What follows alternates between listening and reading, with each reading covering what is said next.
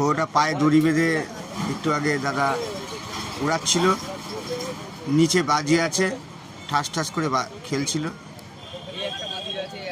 এখানে কিছু কালশিরা আছে, সবুজ পায়রা আছে,